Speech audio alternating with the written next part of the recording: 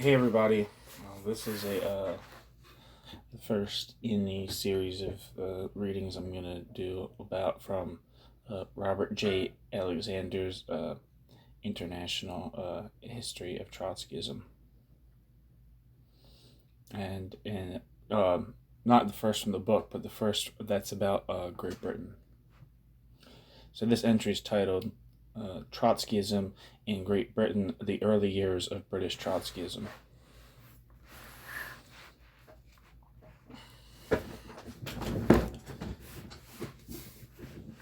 Nowhere else has the Trotskyist movement been more consistently plagued by the problem of, quote, entrism, end quote, than in Great Britain.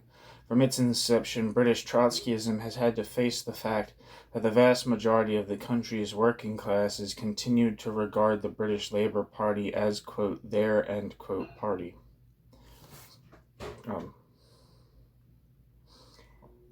Mind you, this book was published in 1991. Consequently, the British Trotskyists have been confronted with the quandary of working inside the usually quite amorphous Labour Party where they could be, quote, near, end quote, the workers, but face the constant dangers involved in having to a greater or lesser degree to, quote, water down, end quote, their real position, or staying outside the Labour Party where they could more easily maintain their doctrinal purity, but in so doing almost certainly assured themselves of a more or less high degree of isolation from the British working class. On more than one occasion they have sought to combine the two tactics. The situation has been complicated by the peculiar organizational structure of the British Labour Party. It was originally established at the turn of the 20th century as a coalition of the country's trade unions, cooperative movement, various, quote, socialist societies, end quote, the most important of which was the Independent Labour Party. Ever since, most of the nation's important trade unions have continued to be directly affiliated and pay dues to the Labour Party. Similarly, the, quote, socialist societies, end quote, tradition has persisted, although the Independent Labour Party disaffiliated in 1932, it was soon succeeded by the Socialist League as an officially recognized affiliate of the party. In addition, the, quote, socialist societies, end quote, tradition has consistently found expression in the existence of a clearly delineated groups of Labour Party members with their own organizations, discipline, and publications working within the Labour Party without being official affiliates. In recent decades, the group around the Tribune, founded by Anne Rin Bevan, I can't remember how to pronounce that guy's name, has been one of the most significant and long-lived such groups. Or maybe I'm thinking of a different Bevan. Maybe I'm wrong, I don't know. A third element in the Labour Party picture was added right after World War I. This was the, quote, constituency Labour parties, end quote. That is, Labour Party clubs organized in the various parliamentary constituencies to nominate and try to elect Labour Party candidates. These clubs have since 1918 had their own representation in proportion to their membership at the annual conference of the Labour Party, along with the trade unions and the remaining, quote, socialist societies, end quote. This peculiar form of organization of the Labour Party presented special problems for the Trotskyists. To the degree that they were successful in developing any influence within the trade union movement, the Trotskyists were virtually by definition active in the British Labour Party as well, since the unions in which they worked were affiliated with the party.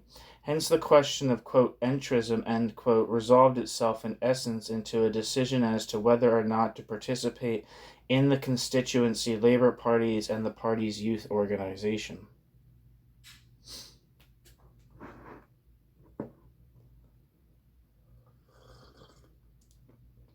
Two other factors were of importance in this situation. One was the fact that since the inception of the British Labour Party, it has virtually always had a more or less clearly defined left wing.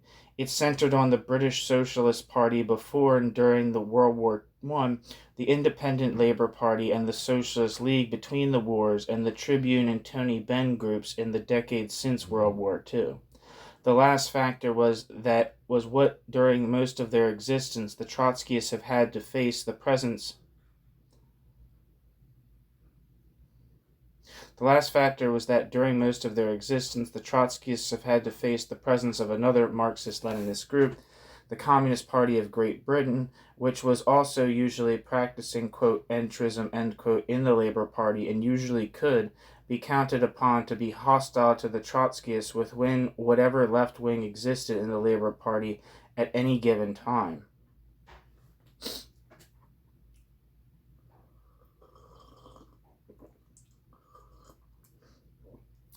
As the wave of propaganda against Trotsky within the CPSU and the Comintern rose in the latter part of 1924, there were few voices raised within the British Communist Party in protest against this onslaught by the Soviet First Troika.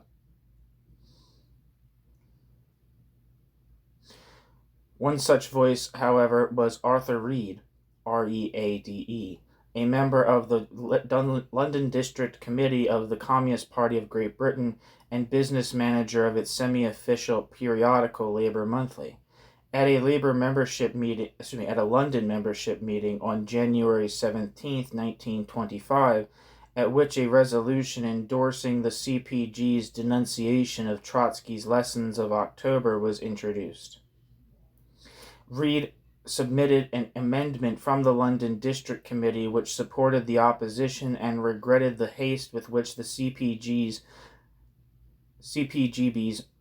I feel like I'm saying CBGBs, like the nightclub, or the Ramones and Talking Heads and Television and Richard Hell and fucking New York Dolls played. Patti Smith, Blondie. Love that music. Anyway. At a London membership meeting on January 17, 1925, at which a resolution endorsing the CPGB's, the Communist Party's denunciation of Trotsky's Lessons of October was introduced, Reade submitted an amendment from the London District Committee which supported the opposition and regretted the haste with which the Communist Party's council had acted. Arthur Reade's motion was overwhelmingly defeated. Arthur Reade, meanwhile, had been giving a series of lectures expounding on Trotsky's positions to the Battersea Young Communist League. These lectures were to greatly influence at least one of the people who was to become a leader of British Trotskyism. Shortly after the January 17th meeting, Arthur Reade was suspended as a member of the London District Committee of the Communist Party. Soon afterward, Arthur Reade quit the party and left the country. As Martin Upham has commented, quote, perhaps the first British Trotskyist had departed, apparently making little impression, end quote.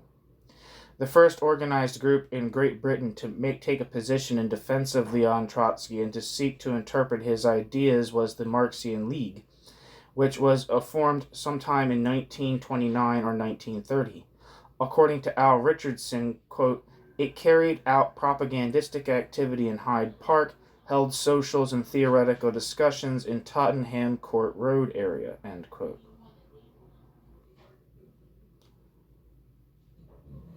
Al Richardson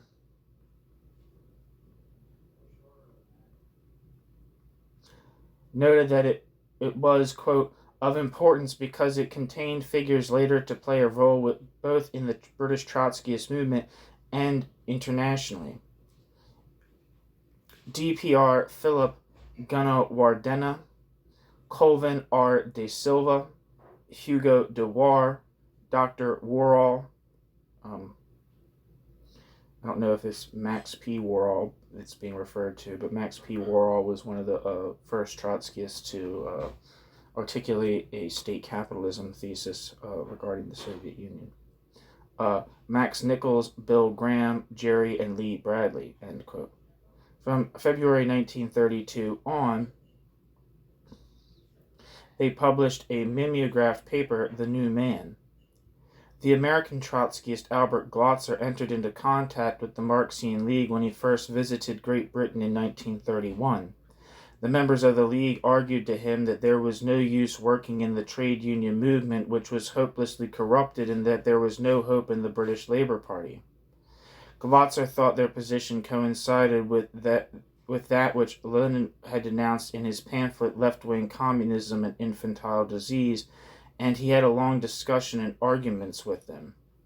As a consequence, they wrote a letter to Trotsky denouncing Albert Glatter. Shortly afterward, Albert Glatter attended a meeting of the International Secretariat in Paris, which dealt with the question of the Marxian League.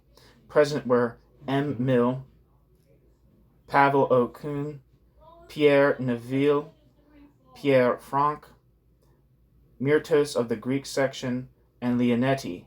Also attending was Chandu Ram Agrawala of the Marxian League, there to argue its case to be recognized as the British section.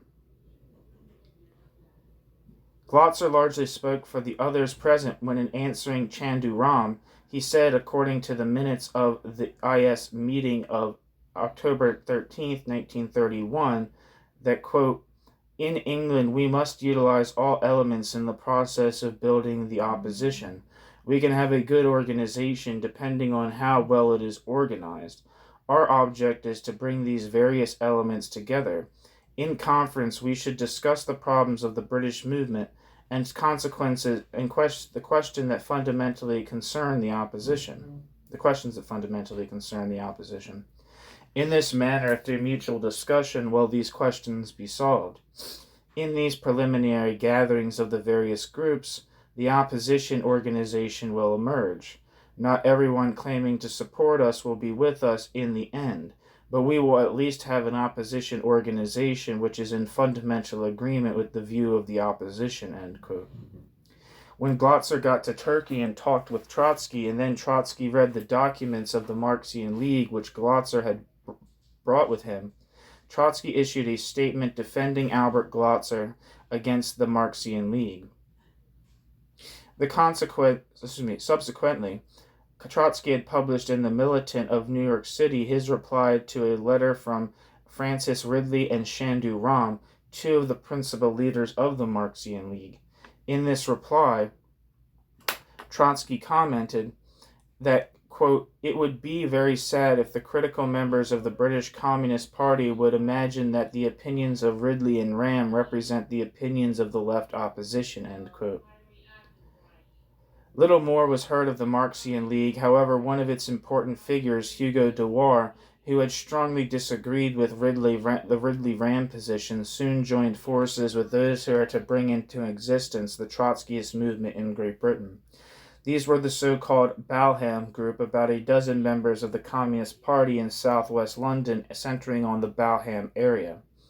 The Balham Group, whose principal figures were Reg Groves, Stuart Purkis, E.S. Billy Williams, Bert Field, Henry Sarra, and Harry Wicks, had for some time been unhappy with the general course of the Communist Party of Great Britain.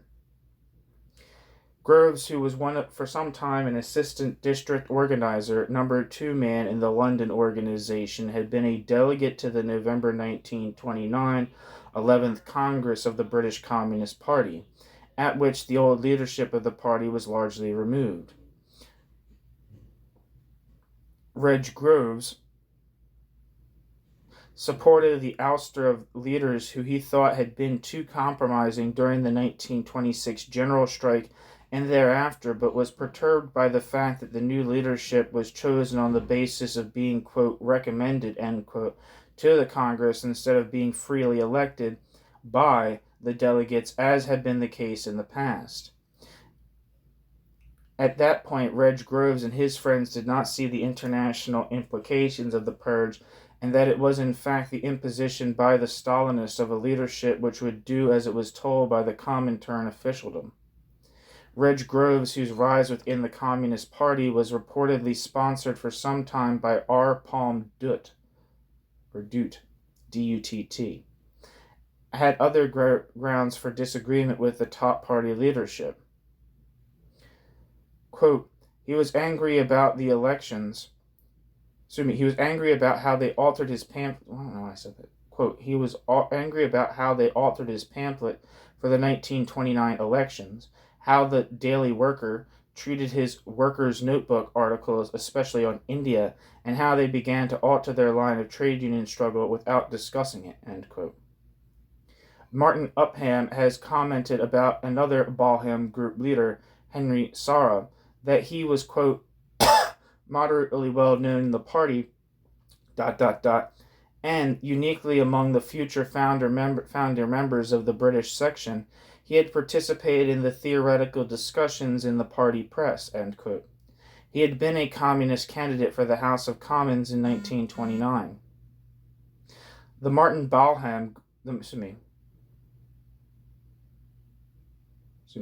Balham group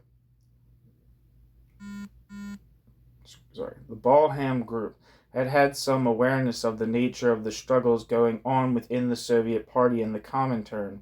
Because the Balham group lacked adequate information on the issues, the Balham group had either voted against or abstained on the routine resolutions in their local party organizations to approve the expulsion of the Soviet left in 1927, and supported the London District Committee's refusal to endorse the expulsion of the Soviet right in 1929.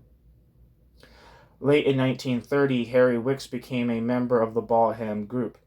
Harry Wicks had just come home from spending 3 years at the Lenin School in Moscow and was, as a result, relatively well informed about the factional fights which had taken place in the Soviet Party and the Comintern. Sam Bornstein and Al Richardson also noted that, quote, Harry Wicks, ... had been more or less a Trotskyist since hearing Arthur E. Reade speak at the Battersea YCL. I don't know if that's Young Communist League. YCL, so I guess it means. In 1925, end quote.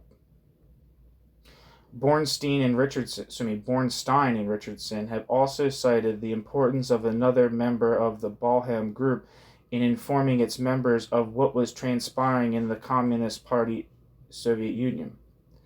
This was a man who went under the name, quote, George Weston, end quote, and who, quote, was a GPU man attached to, quote, Reade, end quote, and probably knew more about the conflict than we do now, end quote. Bornstein and Richardson added that, quote, in fact, it was George Weston who actually smuggled out the criticism of the draft program of the Comintern that James P. Kanan subsequently published and picked up the credit for, end quote.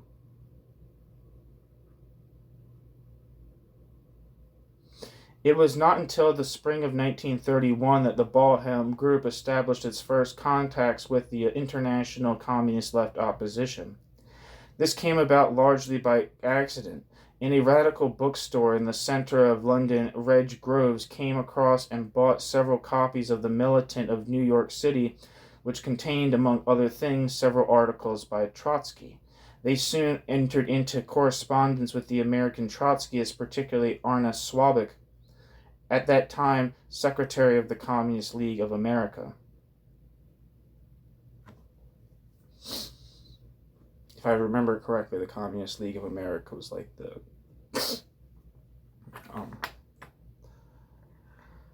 Trotskyist organization when it was in the United States, when it was still viewed as like an opposition within the Communist Party and not something distinct from it, but I'm not sure.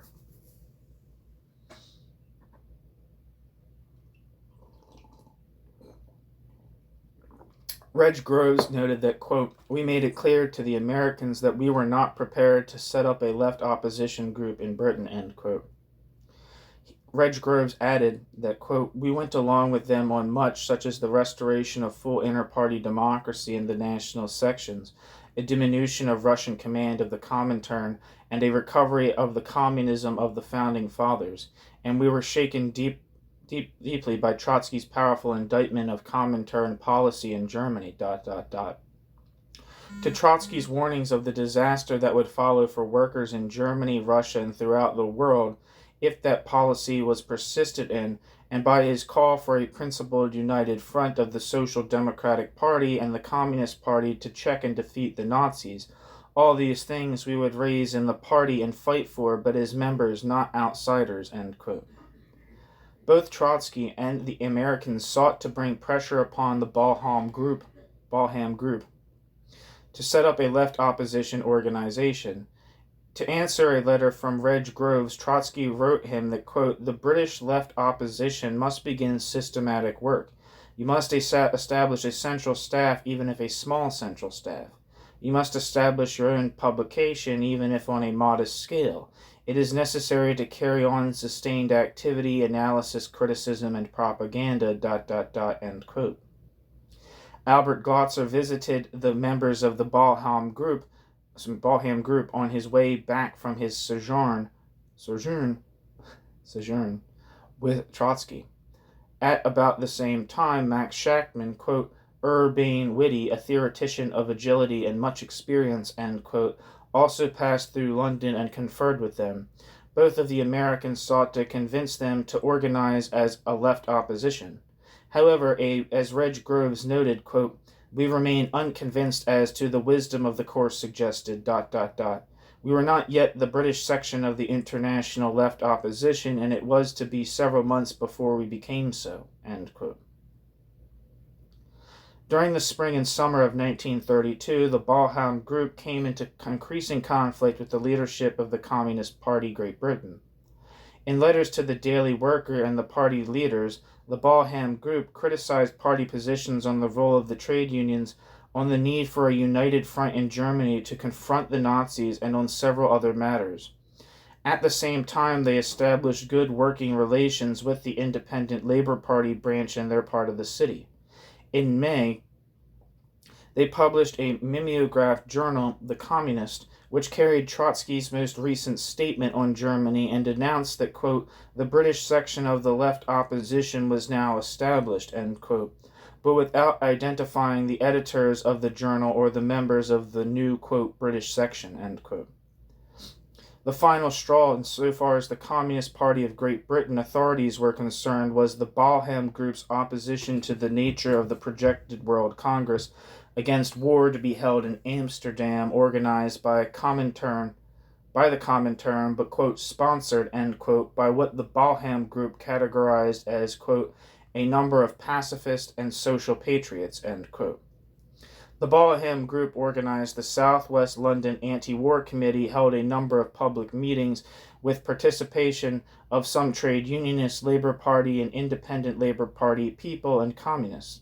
The committee elected, quote, "Comrade Wild," end quote, of the Amalgamated Engineering Union as its delegate to the Amsterdam Congress, with instructions to support a number of points, including, quote, "untiring explanation that the only guarantee of victory for the workers of Russia lies in the development of world revolution," end quote. The Southwest London Anti-War Committee resolution was published in the Daily Worker, but was soon denounced by Communist Party leader J.R. Campbell, who said that it needed, quote, "redrafting on the basis of a genuine fight against the plans of the warmongers and cutting out the phrases which conceal Trotskyist leanings," end quote. On the same day this denunciation appeared, Reg Groves, Henry Sarah, Harry Wicks were summoned to Communist Party Great Britain district headquarters. There, Groves, Sarah, and Wicks were presented with a copy of The Communist and were asked by William Gallagher, quote, "Will you now help to unite the party by supporting party policy and accepting party discipline," end quote. When Groves, Sarah, and Wicks refused a direct answer, Wicks and Groves were expelled. Henry Sarah was for the moment merely, quote, "suspended," end quote.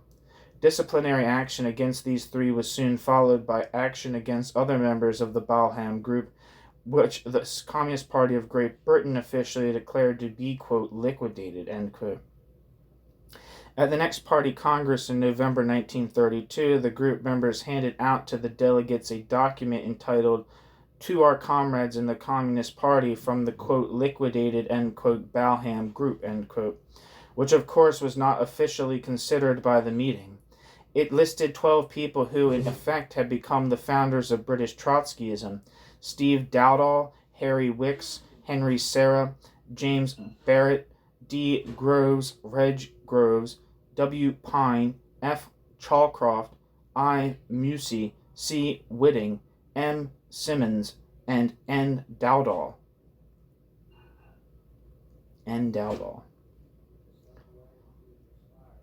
A few other people who sympathized with the Balham group, including Max Nichols, W. Graham, Jerry and Lee Bradley, and Arthur Cooper, were able to continue within the Communist Party Great Britain for some time further before being expelled in their turn. Relations between the British Trotskyists and the international left opposition were still a bit tenuous.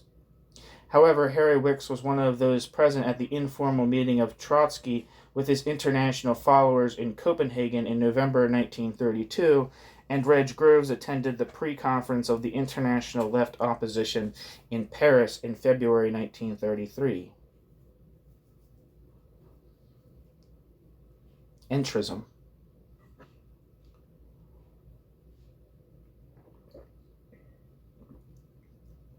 The entryist problem. Within a few months, the British group of the left opposition of the Communist International, as the British Trotskyists first called themselves, had about 40 members. In May 1933, they began to publish a paper red flagged with which Martin Upham described as, quote, a propaganda vehicle aimed at a revolutionary audience, end quote. Leon Trotsky sent the new periodical a message of greeting, calling its appearance, quote, a modest step forward, end quote, and adding that, quote, we must hope that other steps will follow, end quote. Trotsky stressed to his British followers the need for studying the policies of the Communist Party of Great Britain, to know its errors of omission and commission, and had words of praise for the mimeographed bulletin, The Communist, which the group was also publishing. He urged that it be used, quote, for the examination of the policy of the British Communist Party, ... and also a discussion of controversial questions within the left opposition itself, end quote. The first formal meeting of the British opposition took place on June 18, 1933. It adopted a constitution and accepted a National Committee resolution, quote, specifying the group's main tasks as clarifying ideas and holding regular conferences, a continuous, intensive campaign on the Communist Party, paying attention to the left-wing youth and especially the YCL, which I think is the Young Communist League, like I said, selling a minimum 1,000 red flags, publishing the Communists when necessary, participating more fully in the ILO, which I think is International Left Opposition, end quote. When, after the crushing of the socialist and communist movements of Germany, Leon Trotsky proclaimed the need for setting up new communist parties and a new international, the British Trotskyists endorsed the idea. They thereupon changed their name to Communist League. The British Trotskyists remained extremely isolated politically. With most of them no longer in the Communist Party, the British Trotskyists did not have the advantage of whatever contacts the Communist Party... With most of them no longer in the Communist Party, they did not have the advantage of whatever contacts it had within the trade union movement or of the official backing which the Comintern provided the Communist Party Great Britain. But neither did their now being outside the Communist Party's ranks automatically give them contacts with the great mass of the workers who were supporters of the Labour Party. The Trotskyists were therefore faced with the problem of, quote, entrism, end quote. In order to grow and to exert influence, they had to find a place in a larger political body. At that particular moment, the policy of entrism, if they were to adopt it, presented two possible choices.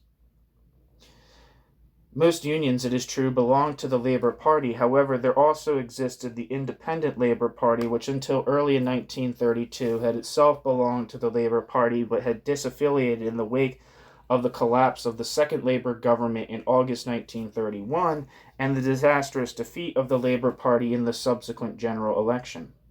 The Independent Labour Party was to the left of the Labour Party, had a history of tradition even longer than that of the Labour Party, and was more or less adrift ideologically.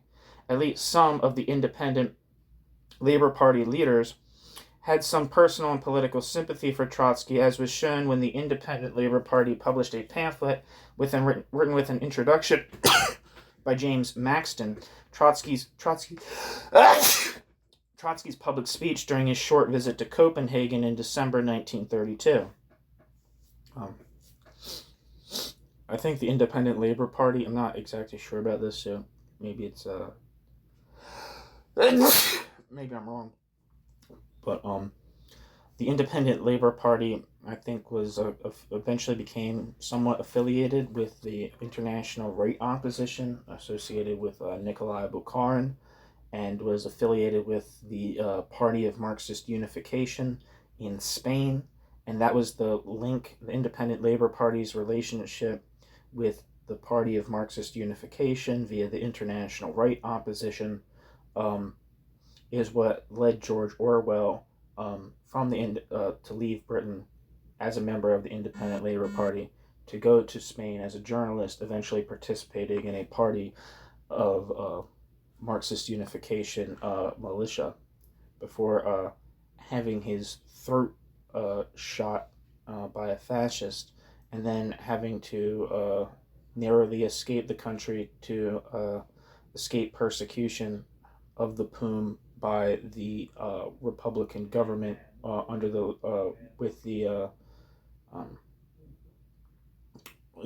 force of backed by the at the behest of the Spanish Communist Party and Moscow. But at least I believe that's the case. Maybe we'll hear something about George Orwell in this piece, but I don't know. Thus, although it had the disadvantage of being infinitely smaller than the Labor Party, the Independent Labor Party seemed likely to be more easily influenced by Trotskyist ideas and organizational activity than was the Labor Party. However, as Martin Upham has noted, quote, the Independent Labor Party had a very weak union base, end quote.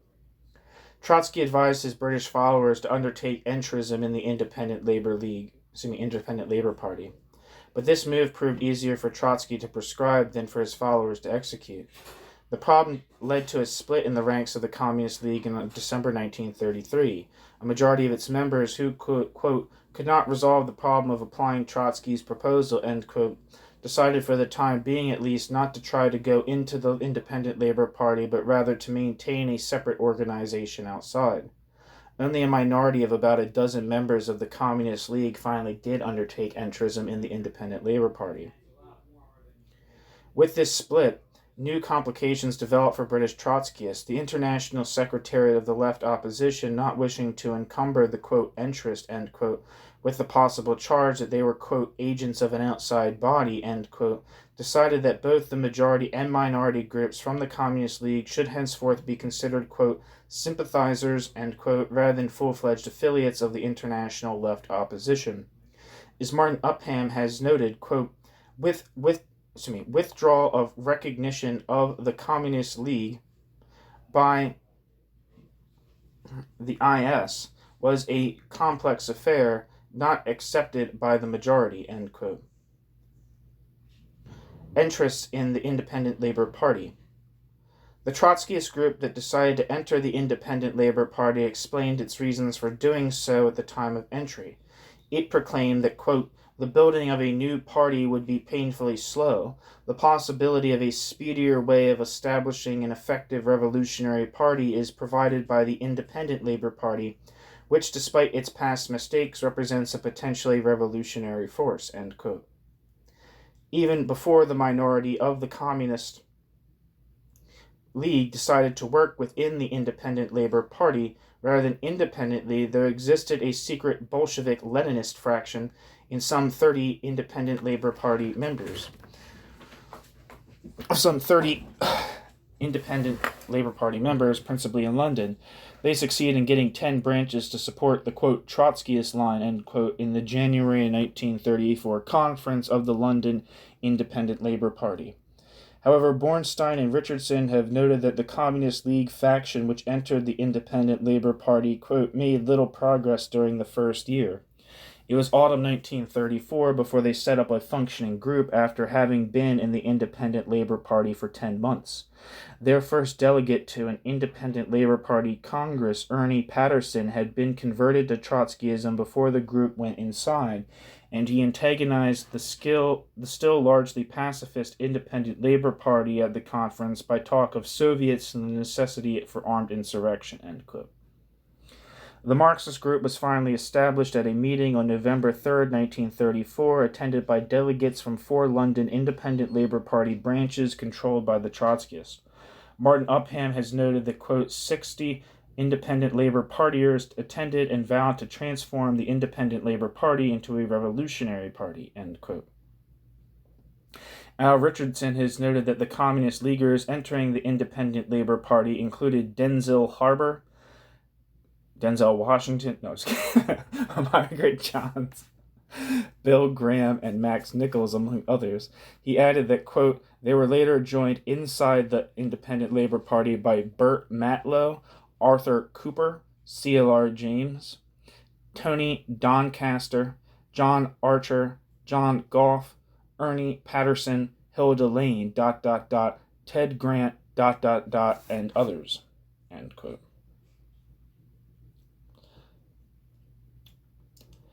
Upon entering the Independent Labour Party, the Trotskyists were faced not only with the traditional leadership of the party, who were also leaders of the so-called London Bureau on an international level, but with a rival group of, quote, interest, end quote, those of the Communist Party. I believe, it's a little complicated to discuss, but I believe the London Bureau was a party, was like an international, I'm not sure, but I think it's like an international of like left socialist organizations. So people, I think, for example, maybe I'm wrong, I'm not sure, but like, say for instance, like social democrats who were further to the left. So I'm not sure actually who participated or not, but I think I'm not sure. I think that participations included groups like Austro-Marxists, like maybe like people who were Marxist but were not Bolsheviks, but were not like left communist either, but were also not like Bornstein style so-called revisionists. Not sure though. I think that's what the London Bureau, it was affiliated with the London Bureau.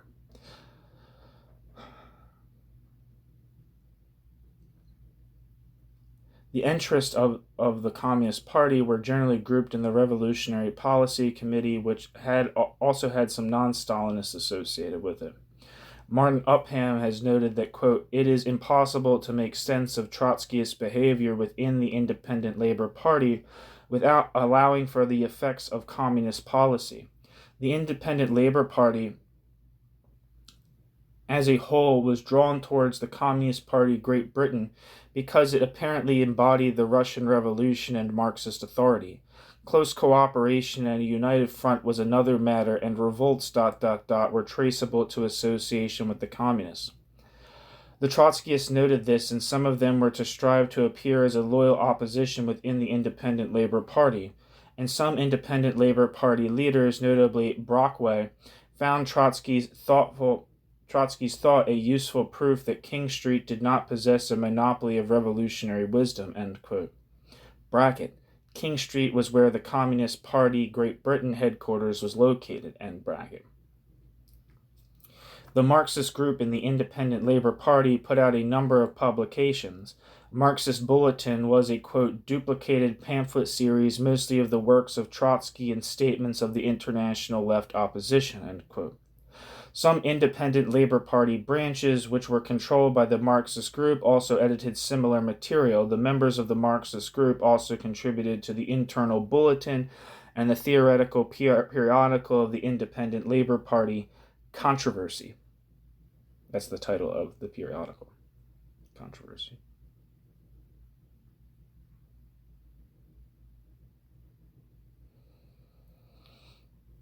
Trotskyist influence in the Independent Labour Party appears to have reached its apogee at the party's 1935 annual conference. There, quote, it had managed to deploy its limited strength to best advantage, by means of frequent speeches from its few delegates and a phalanx of identifiable Trotskyist resolutions on each subject. None of its positions was passed by conference, but it had attained status almost as a balancing force to the Revolutionary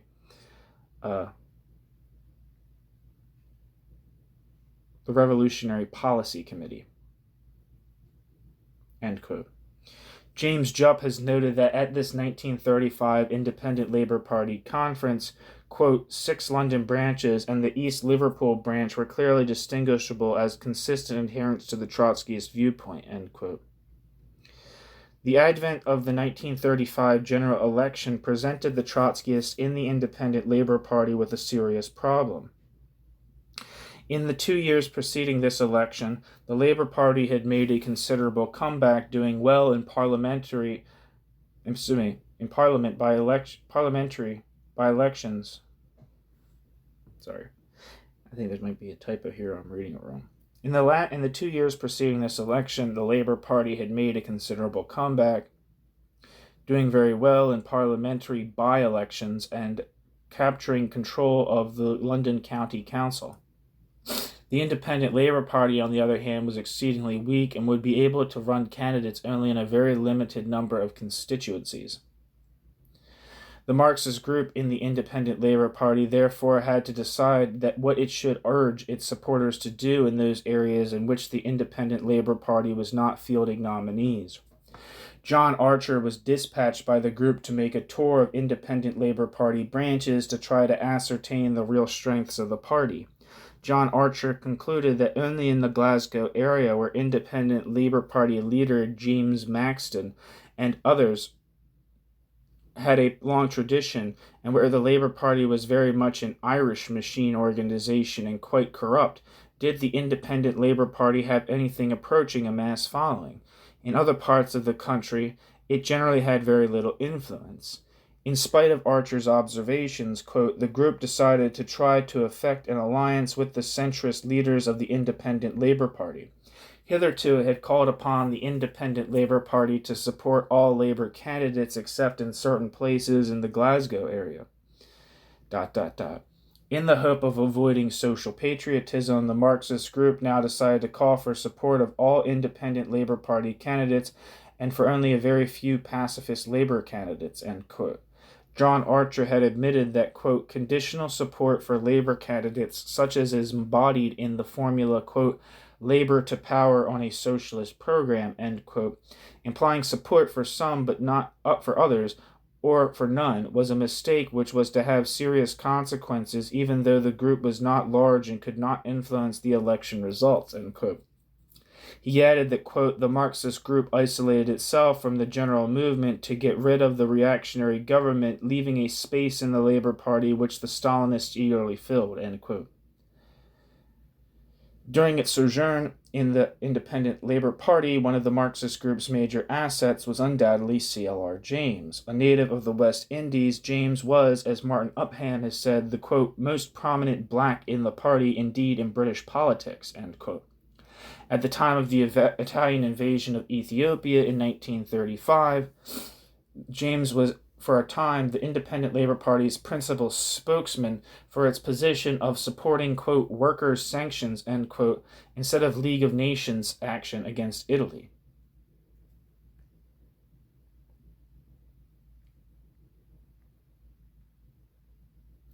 In November 1935, 2 Canadian members of the British Trotskyist group visited Trotsky in Norway to discuss, among other things, the role of his followers in the Independent Labour Party. They, quote, reported that Trotsky believed the Marxist group to have been correct to act with prudence, but that the situation had been changed by the cooling of relations between the Independent Labour Party and the Stalinists, and the sharp differences which the approach of war was causing between pacifists and revolutionaries, end quote.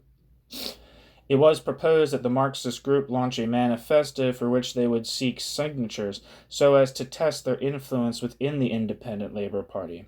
This manifesto would call on the Independent Labour Party to, quote, create fractions in the Labour Party, trade unions, and cooperative organizations, send its small youth section into the League of Labour, Labour League of Youth, repudiate pacifism by means of a special conference, acknowledge the bankruptcy of the London Bureau and declare the Fourth International, end quote.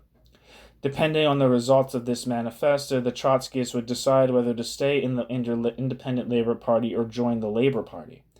Trotsky's point of view did not by any means meet with unanimous support among those of his followers who were in the Independent Labour Party. Many did not want to leave the Independent Labour Party, some feeling that they still might be able to capture control of it, others arguing that, quote, on principle, end quote, they could not join the Labour Party. Still others, expecting to be thrown out of the Independent Labour Party by the party's leadership, favored setting up a, quote, open, end quote, Trotskyist organization outside both the Labour Party and the Independent Labour Party. No decision was reached. At Easter 1936, the Trotskyists suffered a defeat at the annual conference of the Independent Labour Party, although the conference at first passed a motion sponsored by the Marxist group urging, quote, independent working class activity to prevent Italian imperialism from receiving war materials for use against Abyssinia, end quote. Ethiopia. This motion was finally submitted to a referendum of the Independent Labour Party membership. At the same time, the conference ratified affiliation of the Independent Labour Party with the London Bureau and repudiated the idea of the establishment of a Fourth International. It also passed a motion prohibiting organized factions within the party, a move clearly aimed at the Marxist group. Subsequently, the Trotskyists were defeated in the Independent Labour Party membership referendum by a vote of 3-2. Their defeat at the 1936 Independent Labour Party meeting provoked a schism within the Marxist group. Upham has noted that, quote, it split three ways: those who thought that the Independent Labour Party phase might usefully be prolonged, those who felt an independent organization might now be launched with success, and those who, after Trotsky, believed the time was now ripe for entering the Labour Party, end quote. One moment.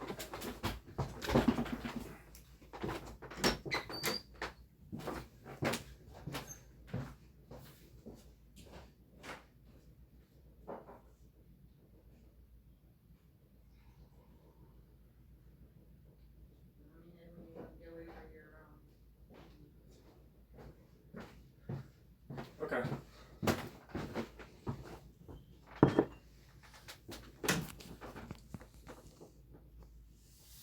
All right, back.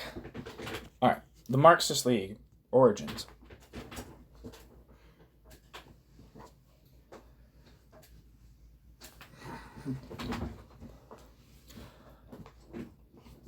Meanwhile, the majority element of the Communist League, which had opposed entry into the Independent Labour Party, moved in the direction of the Labour Party. They strongly supported the Labour Party candidates in the London municipal elections of March 1934, which brought Labour control over the London County Council. However, during the first half of 1934, the Communist League majority did not practice entrism. Martin Upham has noted that, quote, internally, League affairs were not happy. Reg Groves thought the National Committee, quote, very feeble, end quote, and functioning as a collection of factions rather than as a national body. The League's main strength was the two strong locals of Balham and Chelsea, though there were several smaller local groups. It had a definite asset in the Red Flag and continued to turn out its distinctively produced pamphlets on issues of the hour, end quote. During the summer of 1934, the Communist League finally joined the Balham and Footing Divisional Labour Party.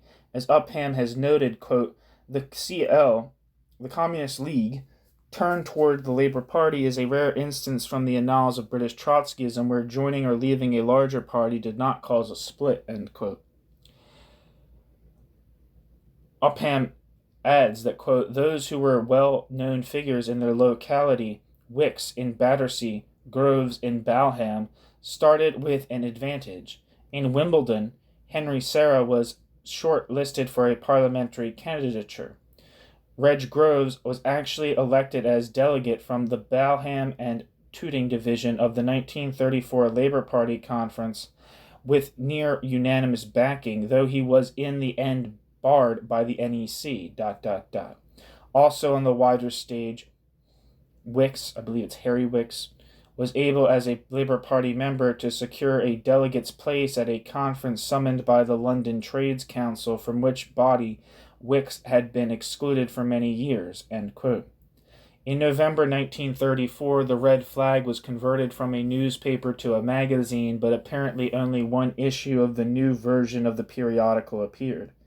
Martin Upham has noted that, quote, "For more than a year until the start of 1936, there is no evidence of internal life inside the Communist League. Possibly the loss of a paper which could only claim a limited impact in any case was considered only a small sacrifice for securing a place inside the Labour Party." End quote. In January 1936, a new Marxist bulletin appeared as the organ of the Marxist League, the new name of the Communist League. The Marxist Bulletin contained 2 articles by Trotsky. Then in May 1936, the Red Flag appeared once again as, quote, "the organ of the Marxist League," end quote. The Red Flag promised, quote, "the presentation and application of revolutionary Marxism," end quote. This time the paper continued to be published until October 1937, when the Marxist League was formally dissolved. Within the Labour Party, the Communist League/Marxist League group worked principally with the Socialist League. This was a group headed by Sir Strafford Cripps, which was made up principally of ex-independent Labour partiers who had refused to quit the Labour Party when the Independent Labour Party did so in 1932, and it was the principal left group within the Labour Party at that time. Within the Socialist League, the Trotskyists faced strong opposition from Stalinist elements who were also working within the Socialist League. The Trotskyists arrived in the Socialist League at exactly the moment when the Socialist League had decided to try to become a, quote, "mass organization," end quote. The Socialist League welcomed the cooperation of the experienced Trotskyist leaders in this effort. Martin Upham has noted that the Trotskyist influence by 1935 in the Socialist League, quote, "is apparent in the activities of Groves, who was speaking on League platforms from May. In the autumn published a pamphlet on the League on the importance of trade councils on the League's behalf," end quote. In September 1935, Reg Groves became London Area Secretary of the Socialist League, and in September 1936 was named London Region Representative on the National Council of the Socialist League. In spite of the growing influence of at least some of the Trotskyists in the Socialist League, they did not use this influence in the latter part of 1936 to openly criticize tendencies in the Socialist League to which they were clearly opposed. Most particularly, the Red Flag did not appear in exactly that period in which negotiations were in progress among the Socialist League, Independent Labour Party, and Communist Party to sign a, quote, "unity agreement," end quote.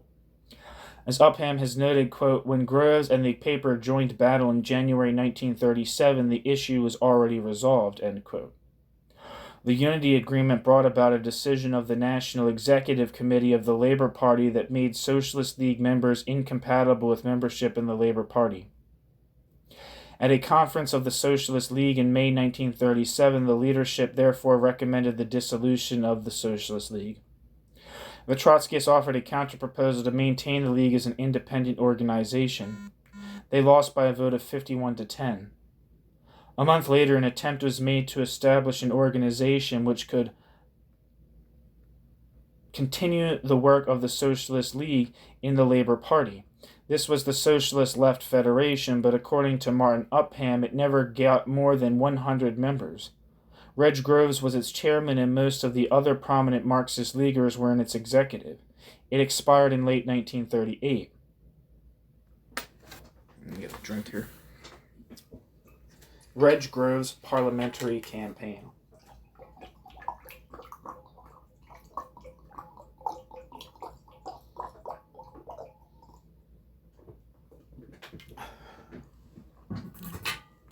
One important activity of the Marxist League and the Labour Party during this period centered on the parliamentary campaign waged by Reg Groves. He had been named a prospective candidate by the Mid-Bucks Divisional Labour Party in April 1937, and after the resignation of the sitting Conservative MP, there was an election in May 1938. With the election coming shortly after Hitler's annexation of Austria, Popular Front sentiment tended to be running high on the left. Reg Groves was under considerable pressure to retire in favor of the candidate of the Liberals who had always run second in the constituency. Reg Groves resisted this pressure and carried on a very active campaign. For the most part, Reg Groves got strong support from the Labour Party press in spite of his known Trotskyist antecedents. Reg Groves was violently denounced by the Daily Worker and leaders of the Communist Party as being backed by, quote, the forces of reaction, end quote, and the Communists urged their followers to vote for the Liberal. Although the national office of the Labour Party had at first sought to get Reg Groves to retire his candidacy, they supported Reg Groves when he refused. At one campaign meeting, Harold Lasky, Ellen Wilkinson, and D.H. Pritt, all of whom favored the Popular Front idea, appeared on this platform. Groves was also backed by the Independent Labour Party. When the votes were counted, the Conservative nominee won with twice the votes of the Liberal, who came in second. Groves received 3,560 votes more than the Labour Party candidate had received in the previous general election. Reg Groves continued for some years to be the Labour Party's prospective candidate for the Mid-Bucks constituency, though he was never elected. Nevertheless, this was the only time during the pre-war period that a Trotskyist had a run for Parliament. The Bolshevik-Leninist in the Labour Party.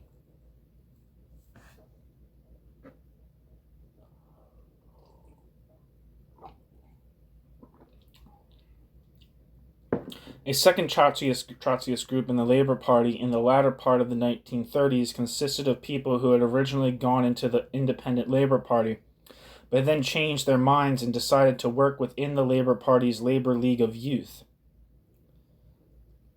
LLY. Bornstein and Richardson have noted that its original nucleus was K.F. Alexander, Roma Dewar, and Denzil Harber, who was out of the Independent Labour Party group almost as soon as it was formed, end quote. K.F. Alexander was a Canadian, and the group was soon joined by Charles van Gelderen, a South African Trotskyist who had recently moved to Britain. In 1935, the Labour League of Youth Trotskyist group began publishing a paper, Youth Militant, the first issue of which called itself, quote, the organ of people in, quote, various, end quote, youth groups, including the Independent Labour Party Guild, end quote. In the beginning of their participation in the Labour League of Youth, the Trotskyist group worked with the Stalinists, and Roma Dewar was first elected to the National Council of the Labour League of Youth as candidate of a bloc in which both the Trotskyists and Stalinists participated. The alliance with the Stalinists soon ended. Nonetheless, Roma Dewar remained the only Trotskyist on the Labour League of Youth National Council.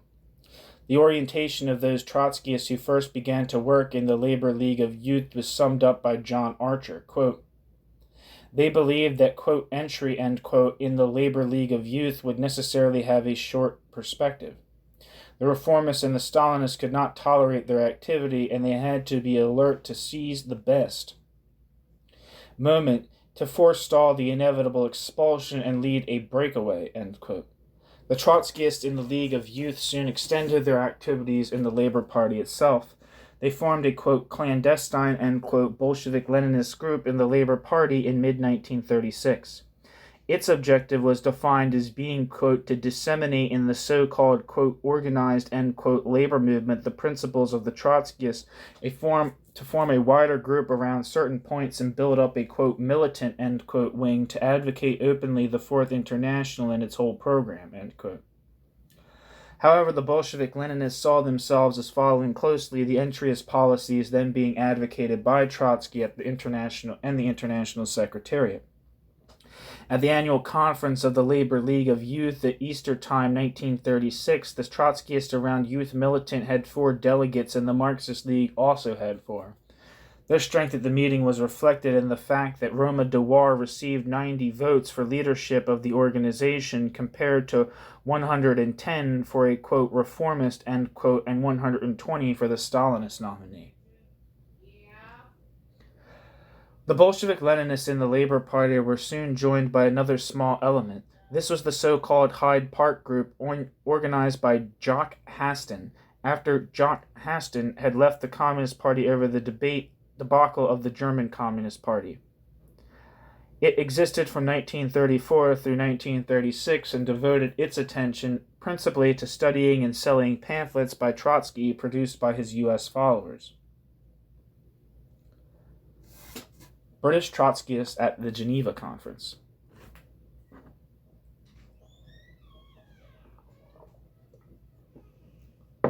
Several factions of British Trotskyism were represented at the so-called First International Conference for the Fourth International of July 1936, which was allegedly held in Geneva, Switzerland, but in fact met in Paris. C.L.R. James represented the Marxist group in the Independent Labour Party, while Denzil Harber was there for the Bolshevik-Leninist group in the Labour Party. The two other unidentified delegates were present.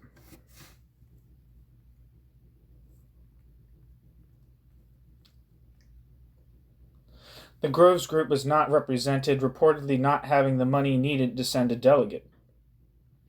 The Bolshevik-Leninist group presented a document entitled The British Perspective, which John Archer has maintained, quote, contained the most developed formulation of the, quote, entryist, end quote, perspective up to that time, probably drafted by Harber, end quote. This document noted that a, quote, boomlet, end quote, was underway in the British economy and could be expected to continue, and that it would generate new militancy on the part of the labor movement. This would force the appearance of militancy on the leaders of the unions in the Labour Party, but with inevitable disillusionment among many of the workers, those disillusioned could be expected to turn principally toward the Communist Party, which, quote, seems to them the revolutionary alternative, end quote. As for the Trotskyist role, quote, we must go to the masses, interpreting their own experiences to them, until the time is ripe to break away to form the British section of the Fourth International, end quote. The Geneva Conference adopted a resolution of its British Commission which stressed, quote, a most urgent necessity to effect in the shortest possible period of time unification of the three English groups, ... The experience inside the Independent Labour Party should be brought to a close, and the group now functioning within that organization should transfer its field of operations to the mass organizations, specifically to the Labour Party and the Labour League of Youth, ... The concrete means of effecting their departure from the Independent Labour Party and their entry into the Labour Party and the Youth Organization, as well as effecting the unification of the forces of the Fourth International in England within the Labour Party, must be left to the English comrades to elaborate, ... end quote.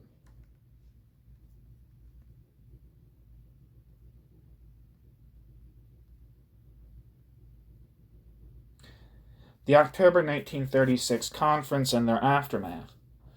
In October 1936, two Trotskyist conferences were held in London. On October 10th, the Marxist group in the Independent Labour Party held its meeting. It narrowly adopted a resolution introduced by C.L.R. James, which was, quote, an all-embracing proposal that the three groups should fuse, and that the resulting group, which would not be strong enough to work completely in the open, would do fraction work both in the Independent Labour Party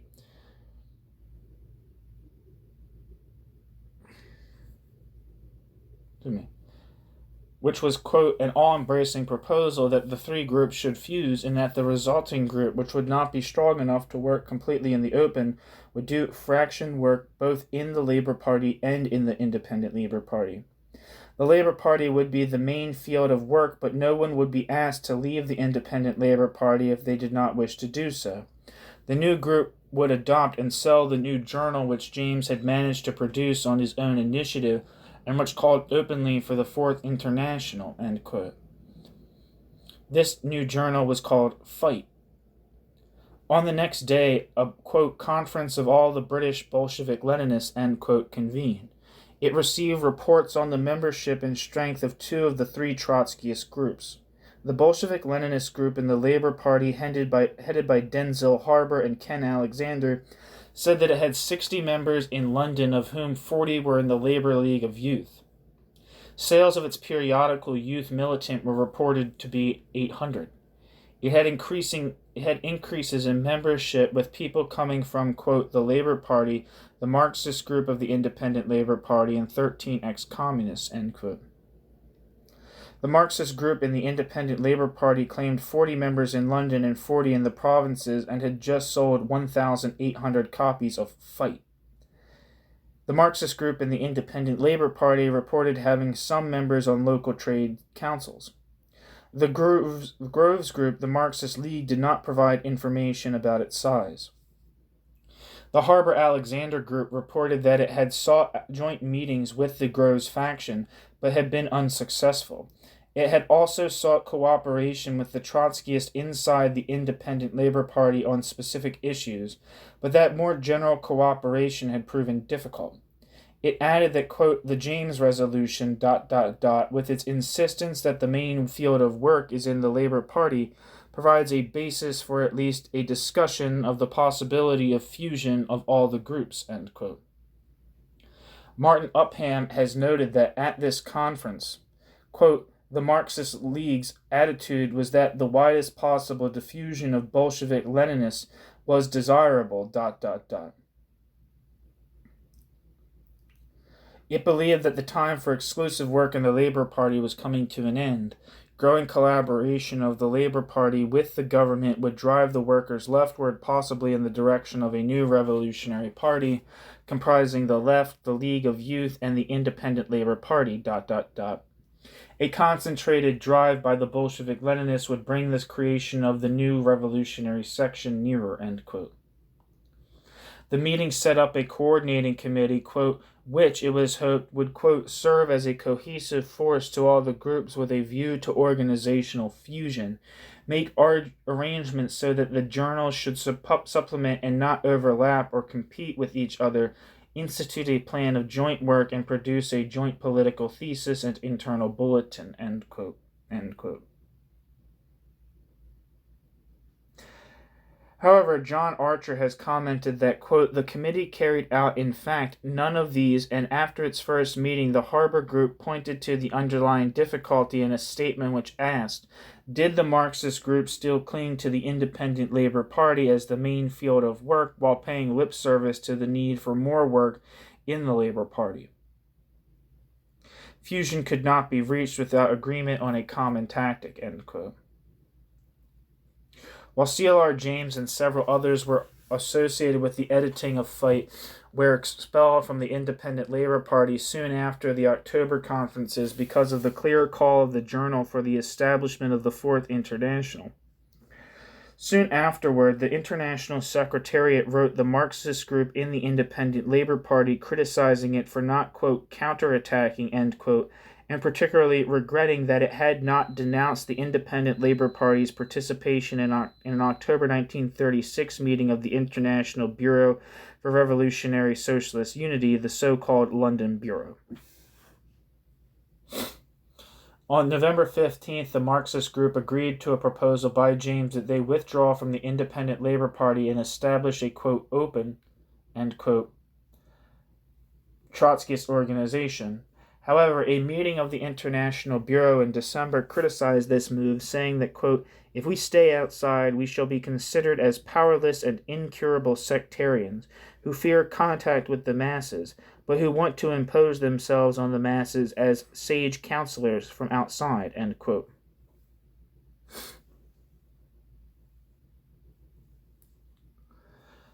This move of the International provoked the Bolshevik Leninist group in the Labour Party led by Harber to suggest that the International Bureau remove recognition from both the Groves group, which had distributed material of the non-Trotskyist Spanish Party of Marxist Unification and was opposing distribution of Youth Militant within Sir Stafford Cripps' Socialist League, and the Marxist group of the Independent Labor Party, which was, quote, moving away from Trotskyism in an ultra-left direction, end quote, and recognized only the Harber faction. The Bureau rejected this suggestion.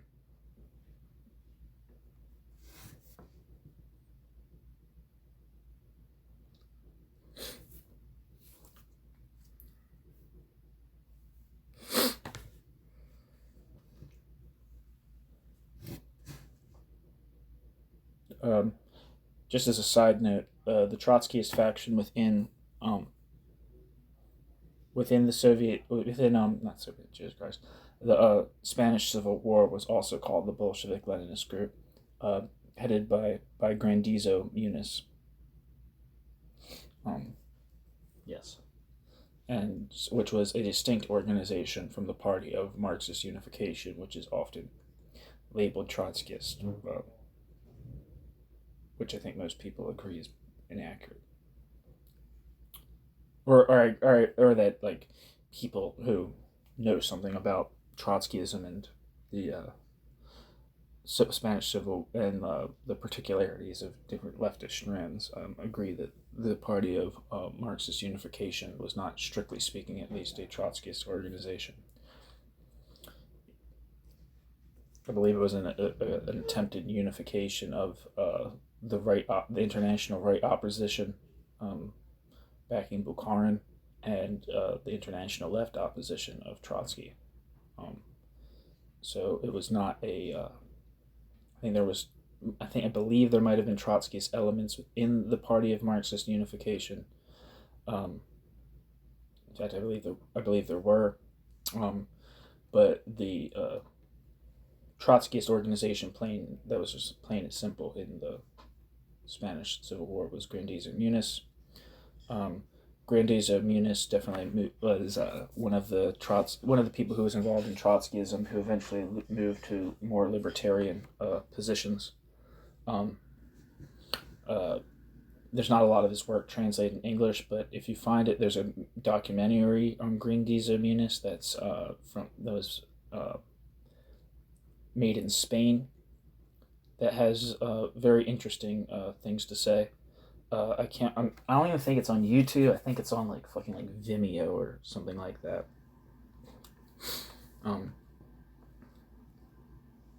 But it's very good. It has subtitles so you can follow. It's not just in Spanish. But I was just yeah.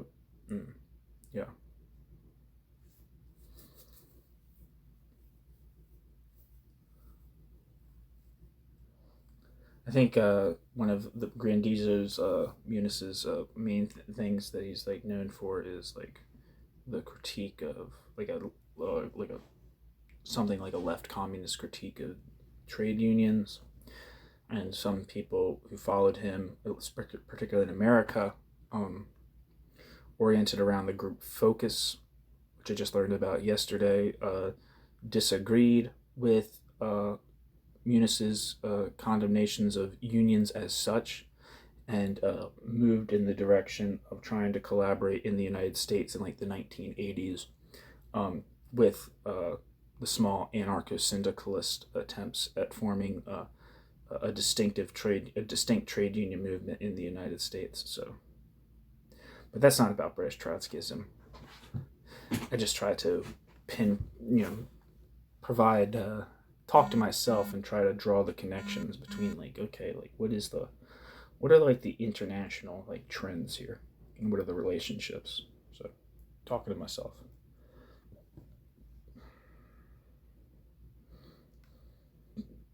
Transformation of the Bolshevik-Leninist into the militant group. The Bolshevik-Leninist group in the Labor Party decided in January 1937 to come out into the open within the Labor Party as the militant group. It started publication of a monthly periodical, Militant, which continued to appear until the end of 1939. John Archer has noted that, quote, the Militant tried to present a program of Trotskyism in the concrete terms of workers oriented towards the Labor Party. It attacked social democracy and Stalinism in the context of resistance to the war plans of British imperialism, and published news of the movement to the Fourth International. It accepted that it could not call directly for the Fourth International for the reasons that the reformist bureaucrats would seize on this pretext to drive the group out prematurely on an issue which the workers whom it needed time to influence would not immediately understand, end quote. So long as the Socialist League existed, the militant group sought to prevent its dissolution. After it was dissolved, they tried to help bring into existence the new group to replace it, the Socialist Left Federation. There they ran into conflict with the Groves group, which was also working in the Federation. The secretary of the militant group, Starkey Jackson, reported in August 1937 that, quote, the Socialist Left Federation is a small organization of about 100 members, but it is in contact with hundreds of ex-socialist leaguers, and we could gain contact with these comrades through the SLF, the Socialist Left Federation. The platform of the Socialist Left Federation certainly doesn't come up to the program which we would advance, but it is in no sense a final program, end quote. Starkey Jackson. Starkey Jackson expressed the hope that the militant group could gain control of the Federation, quote, despite Groves and Co., end quote. However, although the Socialist Left Federation leaders had apparently at first welcomed the militant group into its ranks, in November 1937 the militants were finally expelled from the Socialist Left Federation. A national conference of the militant group met in August 1935. It was reported to the conference that the group had 15 branches, of which 8 were in London, the London area, the rest in Glasgow, Leeds, Liverpool, Hull, Sheffield, Leicester, and Warwick. Just a side note for funsies. It's still blue. It's one of those things like the word colonel, there's no R in it. It just says colonel. It looks like it says. I always thought it was Leicester, but it's just Leicester, Leicester.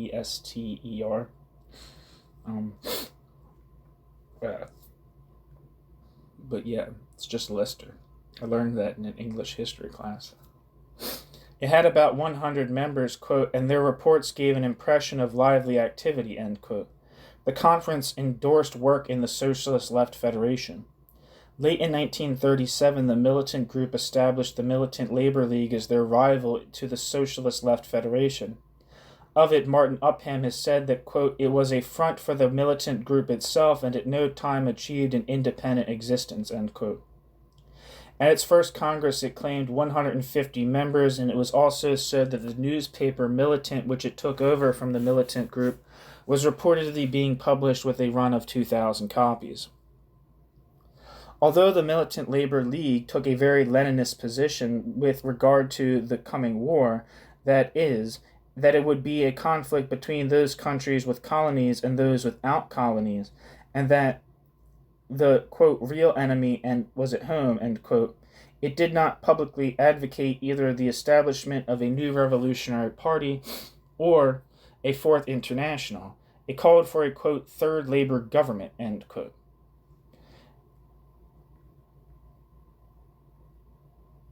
The Militant Labor League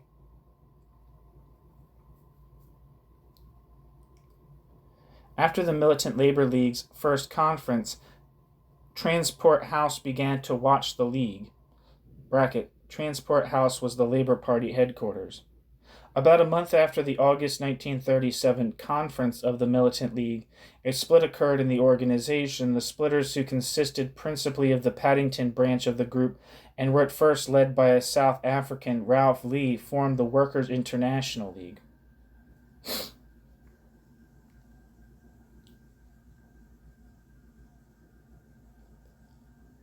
The Trotsky Defense Committee. During the 1936-38 period, one of the major activities of the British Trotskyists, as with their colleagues in other countries, was that of rallying support for Trotsky against the charges which were made against Trotsky at the Moscow trials. For peculiar reasons of British politics at that time, they were less successful in these efforts than were their French and particularly their American comrades. Ultimately, after the first Moscow trial in August 1936, Trotsky had called for the establishment of an impartial international committee to pass judgment on the charges which had been made against him during it. His followers in Great Britain took up this call and set to work to rally British support for such a commission of inquiry. One of their problems was the fact that they were split into 3 different and quarreling groups. Most of the work on the issue was done by people associated with the Marxist League. 2 of its members, Harry Wicks and Hilary Sumner Boyd, were the successive secretaries of the Defense Committee, and Henry Serra and Hugo Dewar regularly attended its meetings.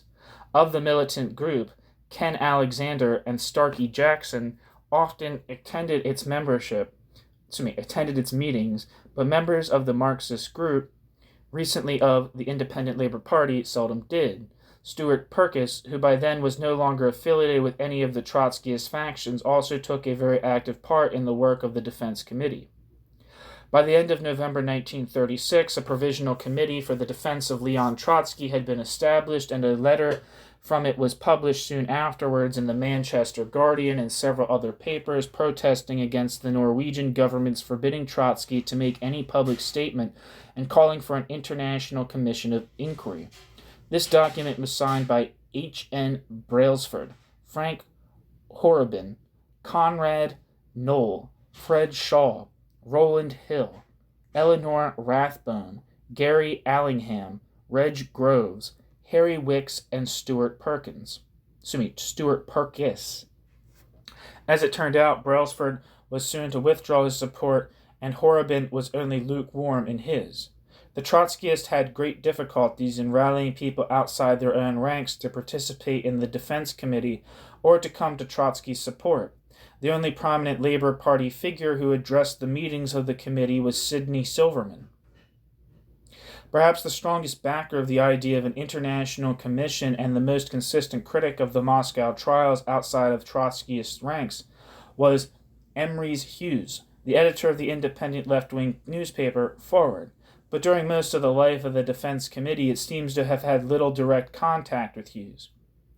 There were several reasons for the failure of the Trotskyist attempt to rally wide support on the Trotsky defense issue, as their American comrades were able to do. One was that Trotsky had little backing over the years among British left-wing intellectuals. Another was that, with a few exceptions, the British Trotskyists themselves did not come from the intellectual milieu.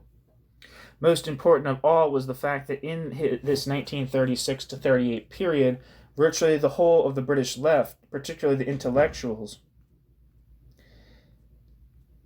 had grave hesitations about getting involved in anything which was critical of the Soviet Union. In the face of the growing menace of Hitler's aggression, there was a general feeling of the need for unity of the West European powers and the Soviet Union. There was similar widespread support for the idea of unifying all possible forces inside Britain to oppose the national government and its appeasement policy, and something like the Trotsky Defense Committee seemed to undermine this unity both on a national and international level. Nonetheless, the Trotskyists did what they could to push the cause of the Defense Committee. Their own publications regularly carried extensive material on the subject, and they facilitated Trotsky's own efforts to place his articles on the issue in such British publications as would accept them.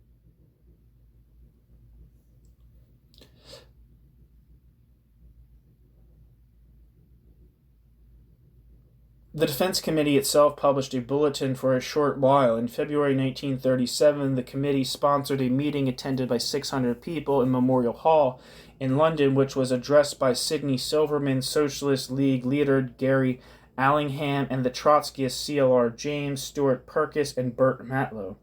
They also tried to recruit British participants in the Dewey Commission, but financial constraints brought that to naught. The Trotskyists also published the case of Leon Trotsky, consisting of Trotsky's submission to the Dewey Commission. The final act of the committee was a meeting in March 1938 in which Wicks and James spoke about the work of the Dewey Commission. Thanks for listening.